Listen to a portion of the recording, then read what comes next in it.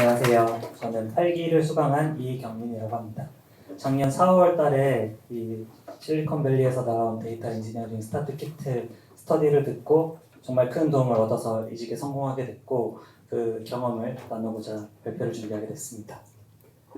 네, 일단 제 소개를 먼저 해드리고 제가 이직하기 전에는 주로 외주 프로젝트를 진행했었는데 그쪽 생태계에 대해서 잠깐 설명을 해드리고 제 이직 준비 과정에 대해서 설명하겠습니다. 네, 일단 저는 경제학과를 졸업을 했습니다. 근데 경제학과 입학해서 군 제대 후에 이제 지금 챗 GPT 못지않게 알파고 열풍이 굉장히 셌었죠. 그래서 세상이 많이 바뀌어 있더라고요. 그래서 이제 마침 학교에서 빅데이터라는 연계 전공 그 클래스도 있었고 그 삼성에서 소프트웨어 부전공을 또 트랙을 만들어 주셔서 기회가 돼서 이제 참여를 하게 됐고 그대로 졸업을 하려고 하다 보니까 너무 부족한 것 같아서 이대로 졸업하면 안 되겠는데 라는 생각에 석사를 진학하게 됐습니다. 이게 제 커리어에서 가장 후회되는 일 중에 하나인데 그냥 바로 취업을 할 걸 이런 생각이 많이 듭니다. 그리고 이제 그 당시 한 규모 10명밖에 안 되는 그런 소규모 기업에 이제 입사를 하게 됐고 그 회사가 마침 엘라스틱 파트너사였어요. 그래서 1년 좀 넘게 일을 하다가 이제 신생 업체로 이제 옮겼는데 거기도 이제 엘라스틱 컴플런트 파트너사였고 넷마블로 이직을 하게 됐는데 이제 제가 있던 그 업계에서 이제 파트너사라는 단어가 보이는데 이 파트너사들에 대해서 잠깐 설명을 드리고 이제 제가 왜 넷마블로 이직하게 됐는지에 대한 설명을 드리겠습니다. 네, 파트너사들은 주로 외주 프로젝트를 하는 그런 회사들인데요. 일단 엘라스티서치, 카프카, 스팟 다 많이 사용하시는 툴들일 거예요. 근데 이게 뭐 오픈소스나 뭐 무료 개방형으로 이제 오픈이 되어 있는데 이것들이 이제 유료 기능도 이제 서포트하는 점 알고 계신가요? 그러니까 엘라스틱서치 같은 경우는 엘라스틱사, 카프카 같은 경우에는 컴플런트, 그리고 스팟 같은 경우에는 데이터브릭스사가 주로 이제 컨트리부터 개발도 하고 있고 이제 라이선스 같은 것도 딜리버리해서 이제 더 고급 기능들을 제공을 하고 있습니다. 근데 생각을 해보시면은 무료도 잘 쓰고 있는데 굳이 유료를 써야 될까라는 생각도 있으실 거예요. 근데 이제 IT가 도메인이 아닌 비교적 소규모 그 규모는 있는데 IT 부서가 소규모이거나 해당 제품들을 도입은 해야 되겠는데 잘 몰라서 좀 빠르게 도입을 하고 싶다. 그런 경우에는 이제 돈을 내고 이제 라이센스 비용을 사서 구축을 하기도 합니다. 비율은 한국에서는 아직 많이 안 된다고 하는데 이런 케이스도 있습니다. 그래서 보시면은 솔루션 벤더사가 있고 여기 아래 고객사가 있는데 솔루션 벤더사들이 보통 이렇게 다이렉트로 라이센스를 딜리버리 해놓지 않나요? 중간에 파트너사를 두게 되고 라이센스를 딜리버리하고 또 필요한 경우에는 이 파트너사들이 구축 그 프로젝트를 같이 하기도 하고 더 필요한 경우에는 뭐 SI성으로 프로젝트를 더 나아가기도 합니다. 네, 그래서 프로젝트 수주 단계에 대해서 잠깐 간략하게 언급해드리면 이제 고객사가 어떤 문제가 있으면은 거기에 대해서 뭐 이런 과정들이 있는데 이건 사실 영업이 많이 하는 일들이에요. 그럼에도 불구하고 제가 갖고 온 이유는 제가 있던 회사가 좀 작은 회사였다 보니까 이런 기술적인 부분들에 답변하는 부분도 제가 좀 서포트를 하기도 했었습니다. 그러면서 이 부분들이 보통 문서로 커뮤니케이션을 많이 하게 되는데 이제 필요시에는 프로젝트 규모가 크다 할 때는 문서만으로 이제 증명이 잘 안 되니까 프로브 오브 컨셉 POC라든가 벤치마킹 테스팅, BMT 같은 것도 같이 수행을 하게 됩니다. 이것들은 사실 한국에서는 거의 무료로 진행하고 있기 때문에 프로젝트 수주가 안 되면은 고스란히 좀 마이너스가 되는 것도 있긴 한데 어쨌든 저도 POC나 BMT 같은 것도 좀 많이 했었습니다. 그래서 고객사는 이런 그 POC나 BMT 그리고 제안 발표를 통해서 이제 수행사를 선정하게 되고 이제 프로젝트를 진행하면 되는데 이 프로젝트 진행에 있어서도 절차 같은 게 또 있습니다. 이제 프로젝트 처음에 들어가서 그 고객의 요구사항을 분석하고 프로젝트 수행하고 뭐 중간 평가하고 최종 평가하고 또 필요에 따라서는 유지 보수 계약까지 진행하게 되는데 이 일련의 프로세스들은 보통 프로젝트 매니저라고 하는 PM분들이 주도를 하게 돼요. 근데 PM분들도 기술에 대해서 많이 아시는 분도 계시지만 주로 아닌 경우가 많아서 이제 그 실무 엔지니어들이 많이 서포트를 하게 됩니다. 그리고 각각의 단계에서는 뭐 선출물을 굉장히 많이 작성을 하게 되고 그리고 또 정해진 일정에 따라서 범위를 수행해야 되기 때문에 살짝 압박적인 건 있긴 한데 그만큼 또 실력이 늘게 되는 계기도 있는 것 같아요. 그리고 고객이 요구사항이 처음엔 이렇게 생각해서 이렇게 하자고 했는데 또 하다 보니까 바뀔 수도 있겠죠. 그래서 정해진 범위가 좀 달라질 수도 있고, 그리고 필요한 경우에는 미팅에 같이 참여를 하게 되는데 이제 일과 시간에는 미팅하고 일과 시간 후에 작업을 하게 되는 그런 케이스도 있게 됩니다. 네, 그래서 제가 첫 번째 회사에서 프로젝트 수행했던 내역에 대해서 이제 짧게 보여드리고 있는데요. 이제 처음에 4월에 입사해서 뭣도 모르고 5월에 바로 이제 프로젝트에 투입하게 됐습니다. 그래서 종로에서 이렇게 잘 열심히 하다가 갑자기 POC 지원을 해달래요. 그래서 죽전에 갔다가 이제 한 2달 잡혀 있었다가 또 왔는데 프로젝트 한 달하고 쉬고 다시 이제 가야 된대요. 경주로. 그래서 경주로 가서 열심히 하다가 또 중간에 일지로에 이제 또 서포트를 해야 된다. 뭐 대전에 POC가 있는데 뭐 대전에 하루밖에 안 가긴 했지만 좀 준비를 해달라. 뭐 이런 케이스들이 있었어요. 사실 이때는 뭣도 모르고 하다가 이쯤 되니까 좀 화가 나더라고요, 개인적으로. 근데 이제 이쯤에는 뭐 같은 프로젝트가 을지로라고 돼 있지만 위에는 을지로 입구역이었고요, 밑에 을지로 사가역이었어요. 그래서 이제 프로젝트를 일주일은 여기 출근하고 뭐 일주일은 여기 출근하고 이런 식으로 하다가 그 막판에는 오전에는 여기 출근하고 오후에는 여기 출근하고 뭐 이런 상황까지 되더라고요.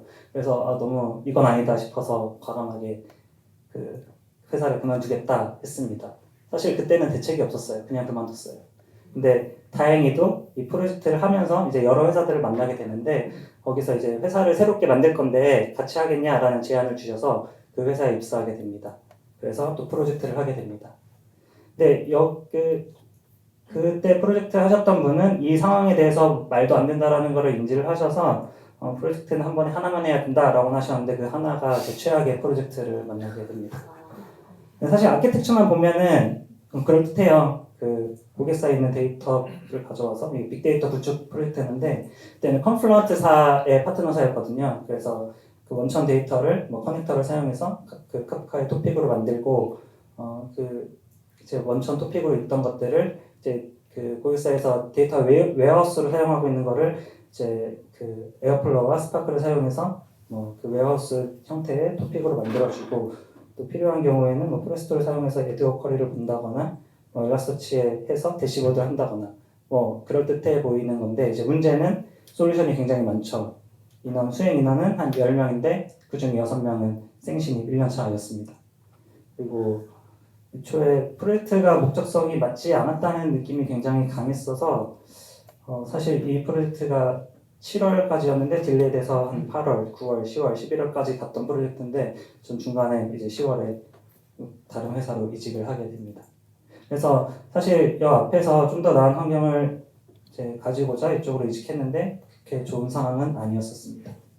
이쯤에서 이제 외주 프로젝트 수행의 장단점에 대해서 간략하게 좀 정리를 해보면 외주 프로젝트가 나쁘지만은 않아요. 단기간 내에 여러 회사 환경을 경험해 볼 수 있다는 장점이 있고 사실 의미는 없을 수 있는데 뭐 그 회사마다 뭐 우분투, 센토스, 레드햇, 로키 뭐 이렇게 다양하게 쓸 수 있는 거를 경험해 볼 수 있었고 또 케이스에 따라서 망블리 환경도 있을 수 있어요. 인터넷이 안 되는 환경에서 개발을 해야 된다거나 뭐 이런 것도 있고 그래서 커리어 초반기에는 빠르게 실력 향상을 할 수 있었다라는 장점이 있었고 산출물을 많이 쓰다 보니까 문서 작성 능력을 키울 수가 있었습니다. 근데 이제 단점이 제가 이제 3-4달 하는 프로젝트만 주로 많이 하다 보니까 구축만 경험해보고 정작 운영 환경을 경험해보지 못했어요. 이게 좀 많이 아쉽더라고요. 그리고 어느 정도 프로젝트를 경험하게 되면 수행 내용이 반복적이게 되다 보니까 좀 지루해질 수가 있고 그 앞에서 이제 프로젝트 수주 과정이나 이제 수행 단계에서 영업이나 이제 PM 분들이 고객사랑 이제 커뮤니케이션 하는데 이 상황들이 실무 엔지니어로서 통제할 수 없는 상황들이 많았다는 게 좀 좌절감을 주는 포인트였었고요. 그리고 이제 막판에는 산출물을 굉장히 많이 쓰다 보니까 코드보다는 문서를 더 많이 작성하게 돼서 코드를 짜고 싶다라는 생각이 절로 들게 됩니다. 그래서 그 이직에 대한 고민을 하던 끝에 이제 그 당시에 맥스님과 1대1 기회가 있어서 고민을 말씀드리니까 이제 이직에 대한 확신을 주셔서 이제 이직을 하게 됐습니다. 그래서 제 이직 준비 과정에 대해서 이제 소개를 해드리겠습니다. 이제 이직하고 싶다는 욕구는 강했는데 막상 어떻게 해야 될지 몰라서 굉장히 답답했었습니다. 근데 이제 정말 감사하게도 이제 프로그래머스에 제 이력서를 올려놨던 것 같은데 갑자기 면접 제안이 오더라고요. 저는 아무것도 안 했는데 그래서 그 면접 제안 이게 뭐지 하고 일단 프로세스를 진행해 봤는데 이제 프로테크 스타트업이었고 1차, 2차 인터뷰 봐서 이제 제안이 왔는데 이제 거기에는 바로 일할 수 있는 사람을 찾았고 저는 프로젝트 때문에 좀 바로는 힘들다 해서 합류하지는 못했어요. 근데 이 경험을 통해서 저는 프로세스를 경험했다는 것과 이제 자신감을 좀 얻었습니다. 그리고 이제 비슷한 시기에 맥스님과 1대1 시간을 하게 돼서 이런 고민을 말씀드리니까 좋은 말씀 많이 해주시면서 이제 뒤에 좀 더 보여드리겠지만 포트폴리오 리뷰도 해주시고 제가 약점이 될 수 있는 포인트들에 대해서 면접 때 이렇게 말하면 좋다 이런 부분에 대해서 조언을 많이 해주셨습니다. 그래서 원티드로 데이터 엔지니어 직군을 많이 검색하고 지원을 하게 됐습니다. 지원할 때 제가 많이 중요시했던 포인트가 주요 업무랑 작용 요건을 많이 봤습니다. 데이터 엔지니어 직군으로 골라오긴 하지만 간혹 가다가 제 방향성이랑 맞지 않은 주요 업무라든가 작용 요건이 있는 케이스들이 있어서 그 부분은 일단 제외를 했고, 그리고 저는 이제 경력직 지원으로 하고 있기 때문에 사용해본 기술 스택이 있는 회사 위주로 지원을 했습니다. 따로 준비할 시간이 없어서 이제 하고 있는 스택일 경우는 제가 그래도 자신 있게 면접에서 답변할 수 있겠다 싶어서 사용해본 기술 스택 위주로 지원을 했었고, 이제 진행하던 프로젝트가 있었기에 아무래도 적극적으로 막 지원하기에는 좀 부담이 많이 됐었어요. 그래서 합격 여부에 대한 기대 없이 일단은 지금은 지원을 해서 감을 익히고 이제 프로젝트 끝나고 적극적으로 해보자라는 마인드였었고, 그래서 확률을 높이기 위해 이 위의 단계를 좀 중요시 생각을 했었습니다. 그래서 여러 군데 서류는 넣었는데 뭐 통과도 되고 뭐 불합격도 많이 되고 해서 최종적으로 스타트업 한 곳과 대기업 한 곳에 지원해서 이직 프로세스를 진행하게 됐습니다. 그래서 제가 경험한 이직 프로세스인데요. 뭐 다 일반적으로 이러지 않겠지만 제가 경험한 거는 이렇게 됩니다. 스타트업 같은 경우에는 서류가 미제출이었어요. 대신에 과제를 요구를 했었고 저는 데이터 엔지니어 직군으로 지원을 했기 때문에 SQL 과제 문제가 있었습니다. 이 같은 경우에는 우리 다 스터디 수업 들었잖아요. 그래서 조인 좀 할 줄 알고 윈도우 펑션 좀 쓸 줄 알면은 그냥 풀 수 있는 정도였던 것 같아요. 그리고 면접 같은 경우도 이제 하루에 날 잡아서 1차 실무진 1시간 미팅하고 바로 다음에 2차 인사 담당자분 들어오셔서 30분 정도 원격으로 진행을 했었습니다. 그래서 이 진행 끝나면은 처우 협의 단계에 들어갔었고요.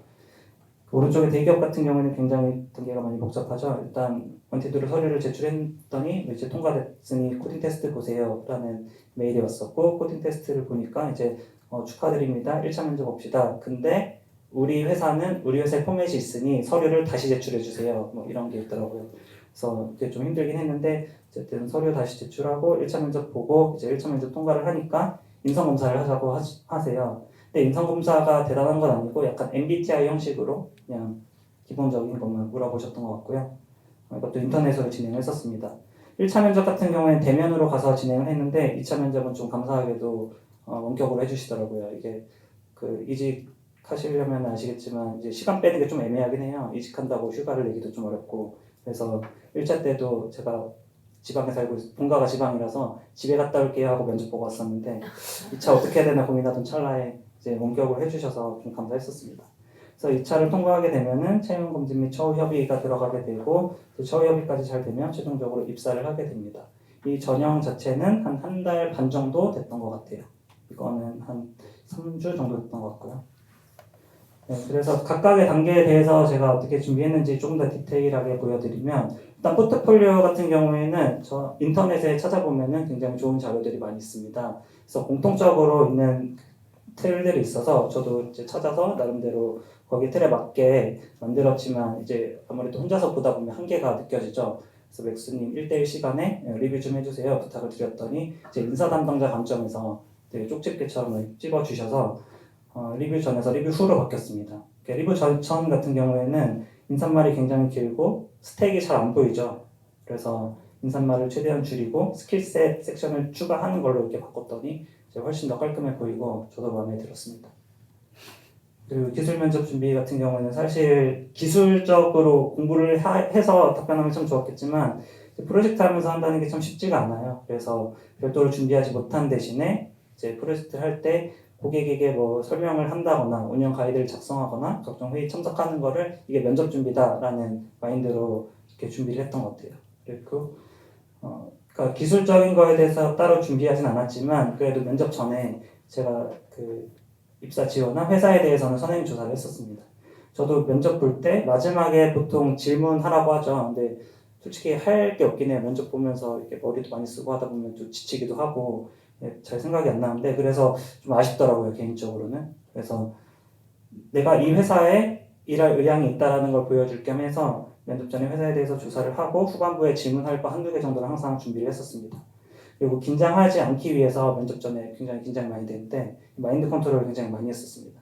이제 다들 엔지니어 분들이니까 기술 이야기하는 거 좋아하실 텐데요. 이거는 면접이 아니라 내가 그냥 좋아하는 기술 얘기를 하러 가는 거다라는 마인드 컨트롤을 계속 많이 했었습니다. 그래도 초반에는 긴장이 되긴 하는데 하다 보니까 좀 괜찮긴 하더라고요.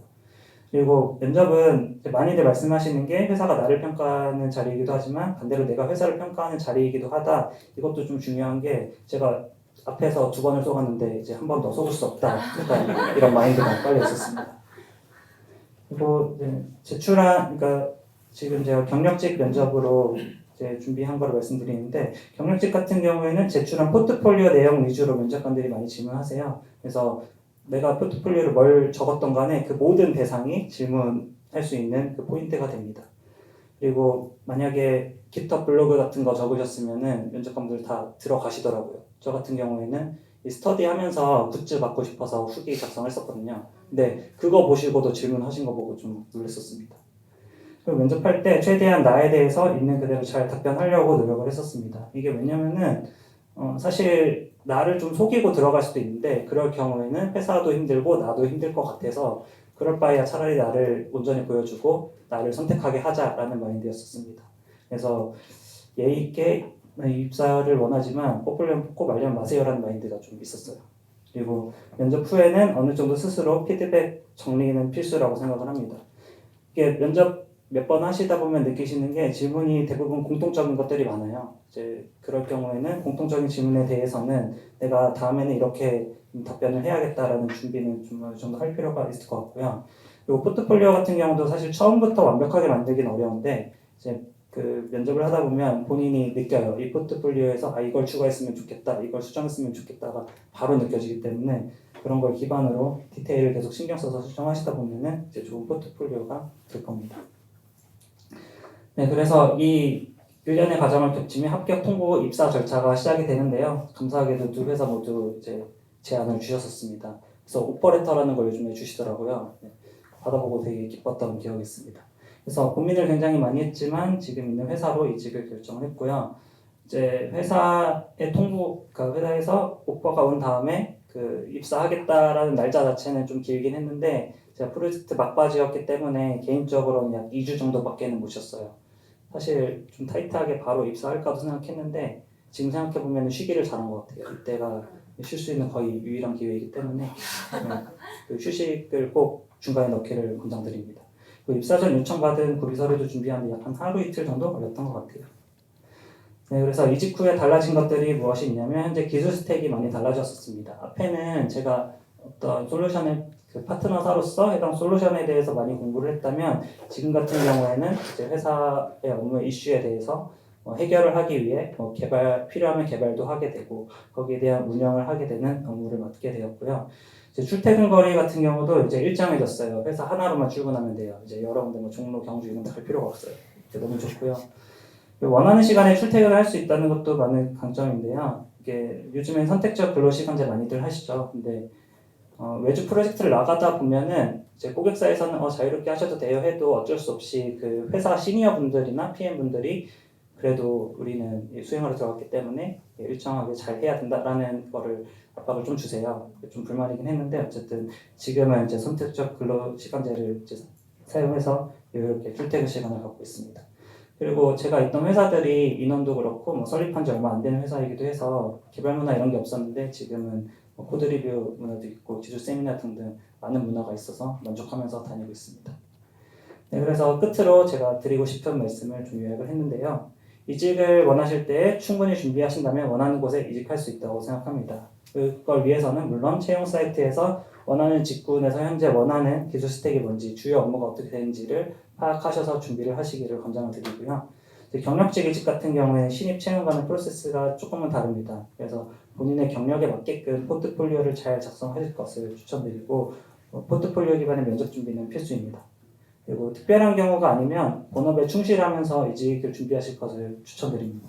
이제 저도 첫 번째 회사에서 두 번째 회사 갈 때 이제 그냥 충동적으로 좀 그만둔 면이 있었는데 주변에서 많은 말씀을 해주시더라고요. 그러면 안 된다. 뭐 그렇게.